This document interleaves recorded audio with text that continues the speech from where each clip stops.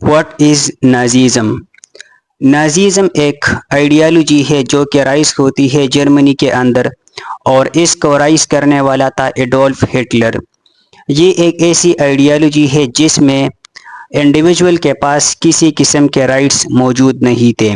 Individual के पास न social right थे, न पॉलिटिकल राइट थे, न इकोनॉमिक राइट थे।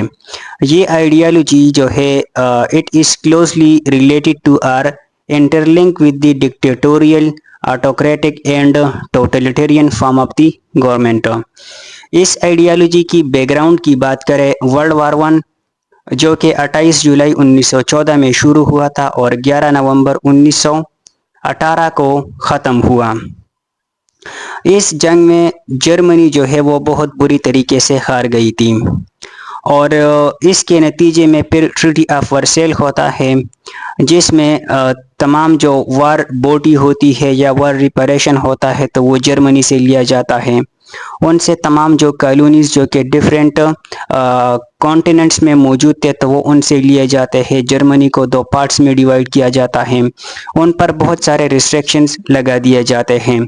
तो जर्मनी के अंदर उस टाइम की जो गवर्नमेंट थी जो कि वाइमर रिपब्लिक थी, तो उसके खिलाफ लोग खड़े होते हैं और उसको ख़त्म करते हैं, और एक नया बंदा जो है वो पावर में आता है जिसका नाम था एडोल्फ हिटलर।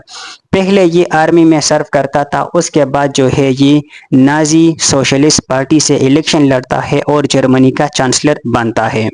तो इसकी तमाम जो है जो फिलासफी थी, इसकी जो आइडियालॉजी थी, तो उसका नाम जो है वो नाजीज़म पड़ गया।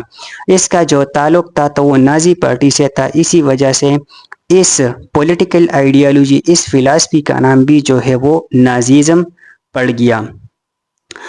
ये इसकी जो है फीचर्स की बात करें तो इसकी फीचर्स ये है कि सबसे पहले कि एक ही बंदा होगा, वन पर्सन होगा, और तमाम जो पावर होंगे तो वो एक ही पर्सन के पास होंगे। तमाम जो कंट्रोल होगा तो वो एक ही पार्टी के पास होगी। पर्सन जो होगा तो वो एडोल्फ हिटलर होगा, पार्टी जो है वो नाजी पार्टी होगी। जैसे ही एडोल्फ हिटलर और पावर में आता है तो तमाम जो बेसिक राइट्स थे, ह्यूमन जो राइट्स थे, तो उन तमाम को जो है ये सस्पेंड करता है। जुडिशरी को जो है वो ख़त्म करता है, ब्यूरोक्रेसी को जो है बहुत हद तक कम करता है।